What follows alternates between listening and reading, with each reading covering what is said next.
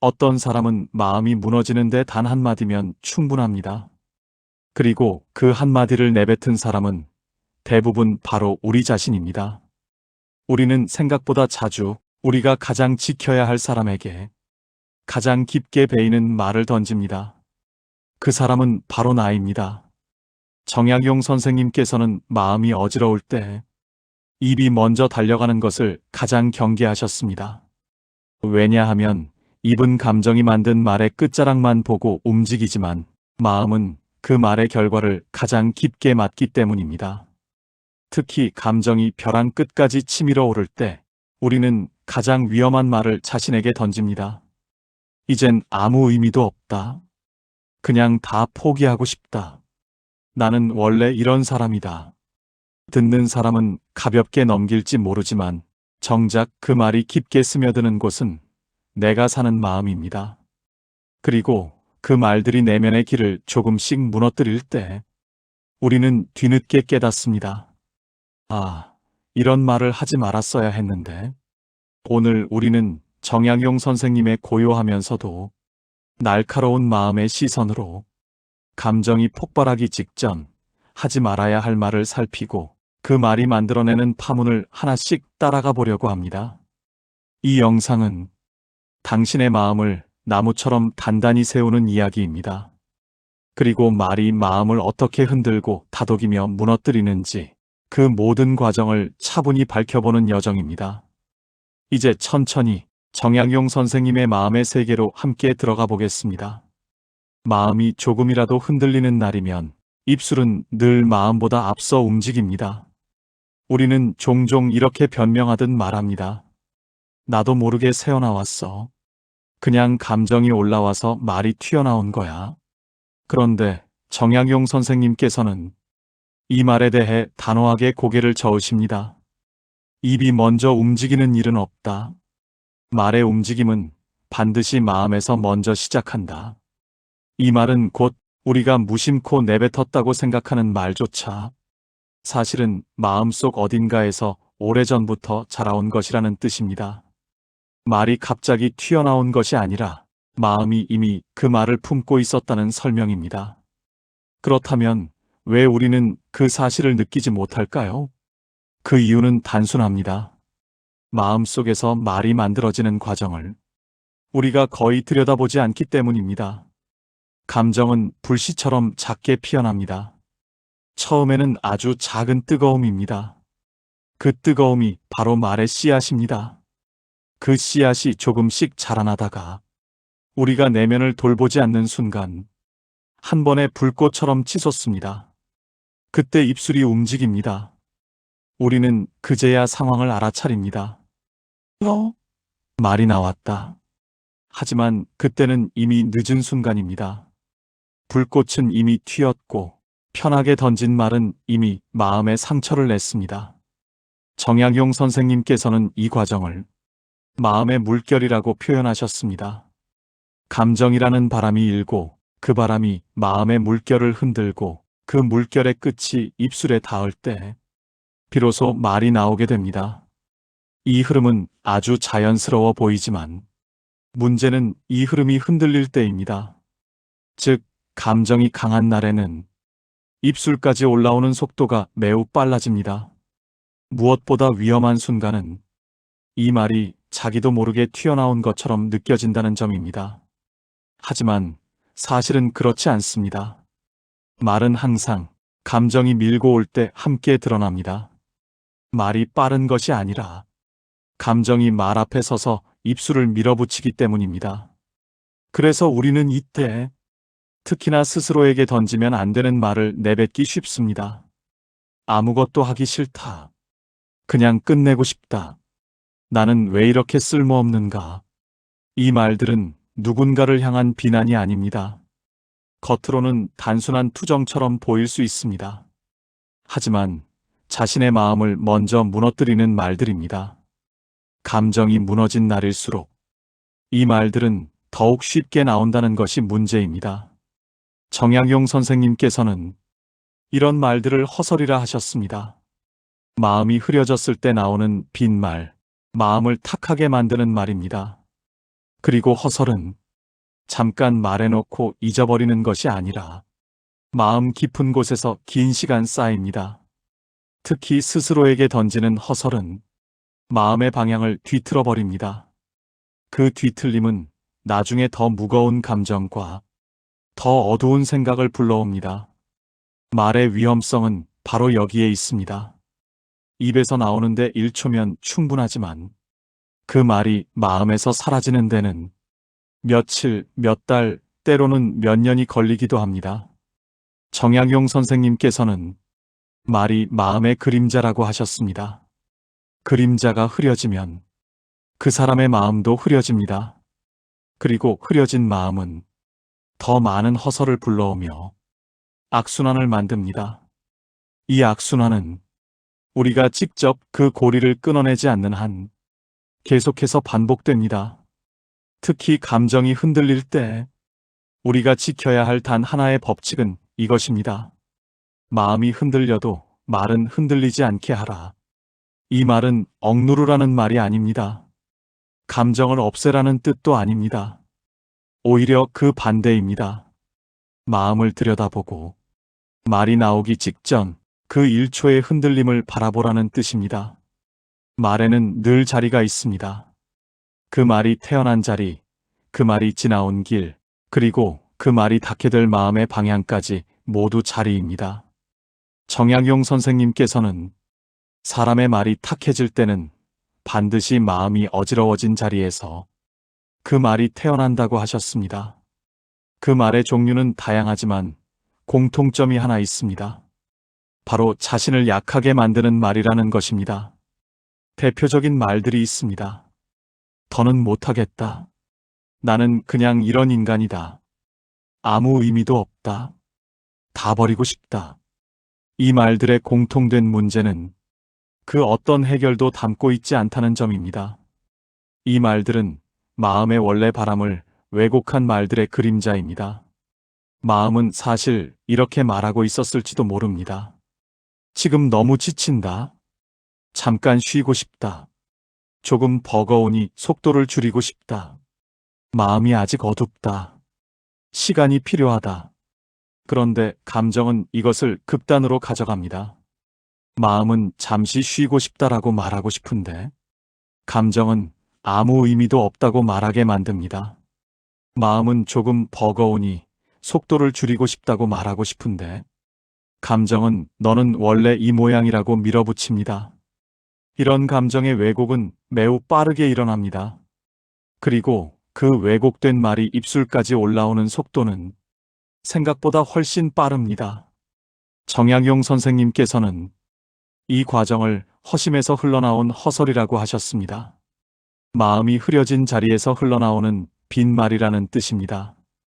허설의 위험은 단순한 기분 나쁜 말이 아니라는 것입니다. 허설은 마음의 상태를 더 흐리게 만들고 다음 말도 흐리게 만들며 결국 삶 전체를 흐리게 만들기 때문입니다. 이 말들이 위험한 또 다른 이유는 듣는 사람이 누구든 상관없이 그 말이 나에게 먼저 상처를 준다는 점입니다. 예를 들어 이런 말들을 떠올려 봅니다. 힘들다. 끝내고 싶다. 나는 아무 쓸모도 없다. 다 내려놓을래?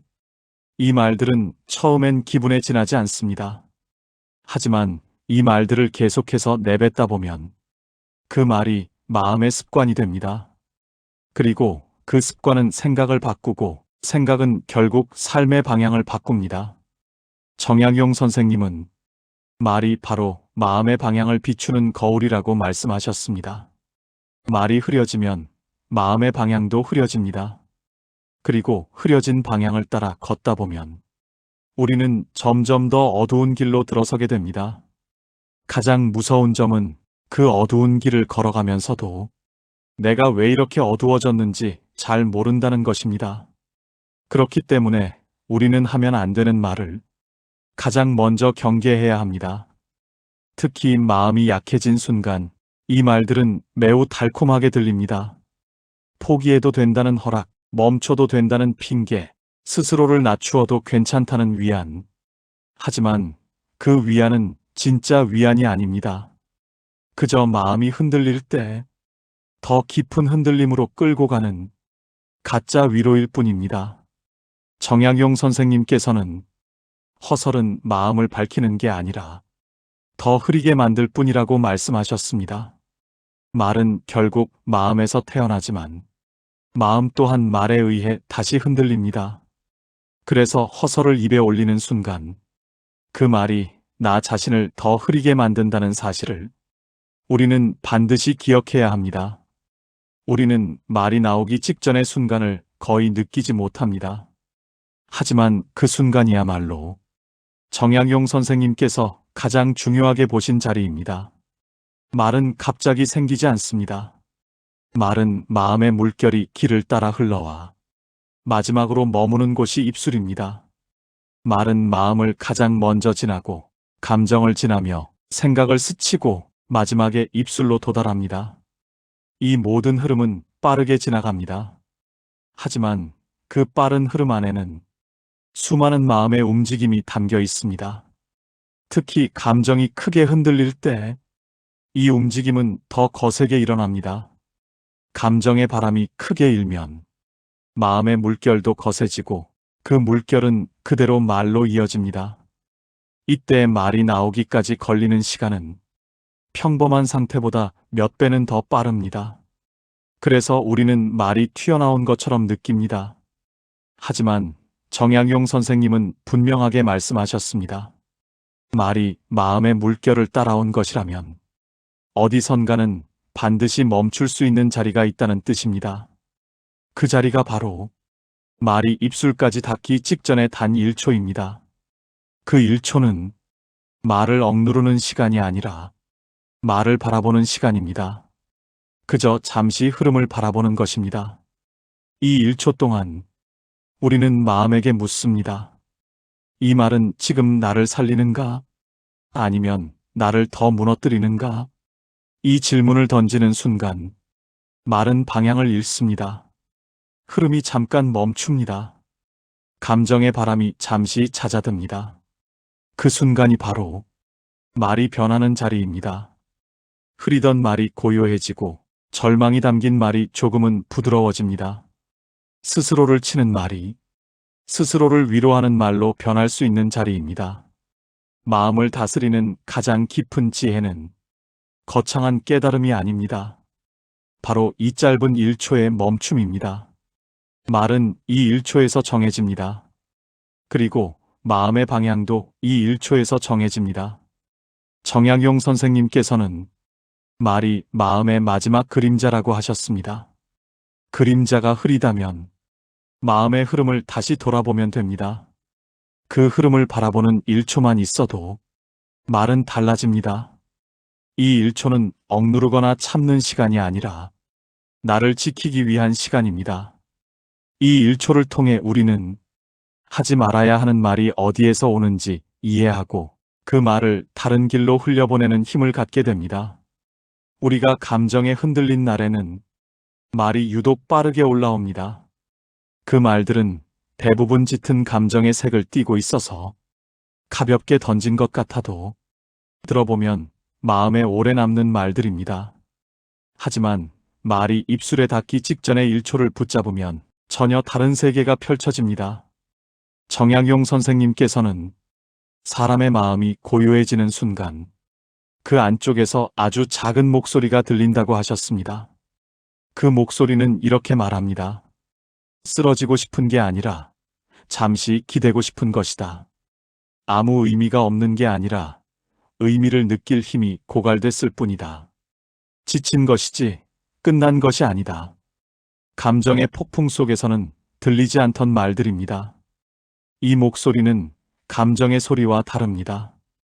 감정은 튀고 흔들리고 날카롭지만 마음의 진짜 목소리는 부드럽고 조심스럽습니다. 이 차이는 아주 중요합니다. 감정은 순간의 뜨거움에서 나오지만 마음의 진짜 목소리는 삶 전체를 바라보는 자리에서 나옵니다. 그래서 정약용 선생님께서는 감정이 만든 허설보다 마음이 만든 진실을 들어야 한다고 하셨습니다. 마음의 진짜 목소리를 듣기 위해 필요한 조건은 거창한 지혜가 아닙니다. 그저 잠시 멈추는 것입니다. 그 멈춤은 억누름이 아니라 물결이 잔잔해지기를 기다리는 고요입니다.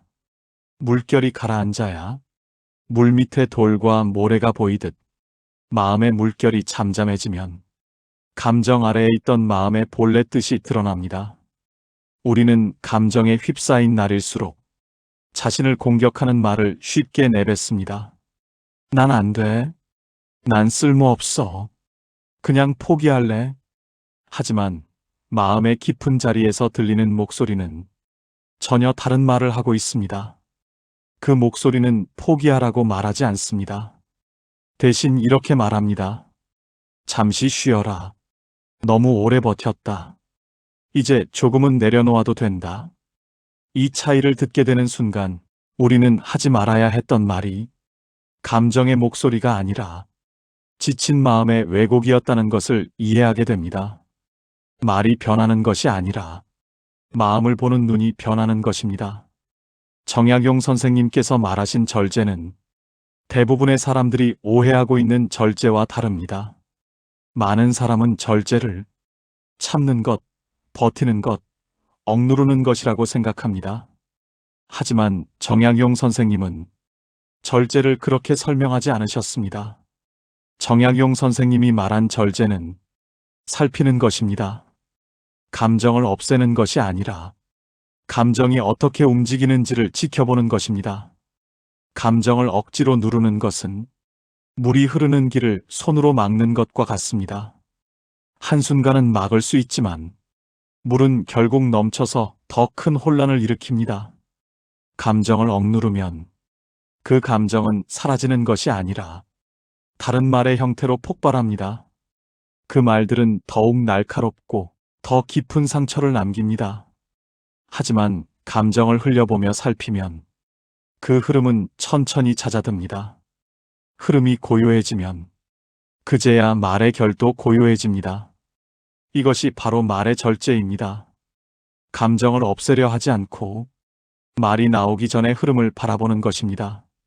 정약용 선생님은 마음을 닦는다는 것은 마음을 억누르는 것이 아니라 지켜보는 것이라고 하셨습니다. 지켜보는 것이 바로 닦아내는 일입니다. 마음을 닦으면 말은 자연스럽게 제자리를 찾습니다. 말이 고요해지면 삶은 천천히 안정됩니다. 그리고 안정된 삶은 다시 마음을 단단하게 만들어줍니다. 결국 절제는 마음을 지키는 일입니다. 말을 조심하는 이유도 타인을 다치게 하지 않기 위해서가 아니라 먼저 나 자신을 보호하기 위한 것입니다. 말을 고요하게 만들면 감정이 제멋대로 달리지 않습니다. 감정이 달리지 않으면 마음은 흐리지 않습니다. 마음이 흐리지 않으면 삶의 방향은 또렷해집니다. 이 모든 시작은 말입니다. 그리고 말 이전의 마음입니다. 말이 고요해지면 그제야 우리는 본래의 자신을 마주합니다. 감정의 폭풍이 지나간 뒤에야 물 위에 비친 자신의 얼굴이 선명히 보이는 것처럼 말이 잦아들어야 마음의 본래 모습이 드러납니다.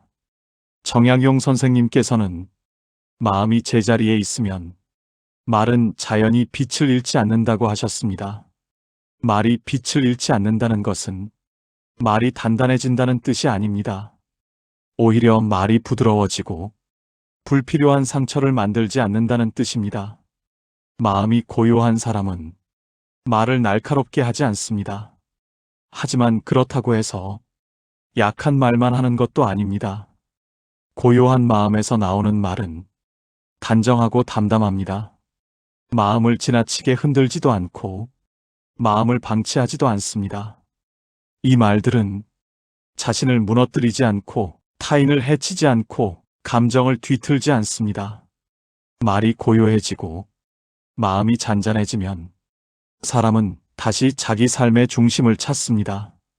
그 중심은 외부의 평가나 환경이 만든 것이 아니라 스스로 마음을 바라보며 다져온 자리입니다. 그 중심에서 서 있는 사람은 감정의 요동에 휘둘리지 않습니다. 그 사람의 말은 흔들리지 않습니다. 말이 흔들리지 않으니 삶 또한 크게 흔들리지 않습니다.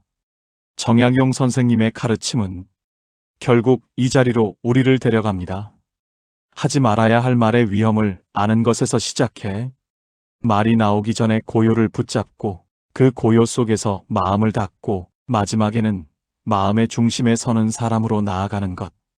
그 자리에 선 사람은 삶의 어떤 소란 속에서도 마음의 자리를 잃지 않습니다. 오늘 우리는 정약용 선생님의 시선으로 말의 흐름을 따라 걸어왔습니다. 말은 마음의 마지막 자리에 나타납니다.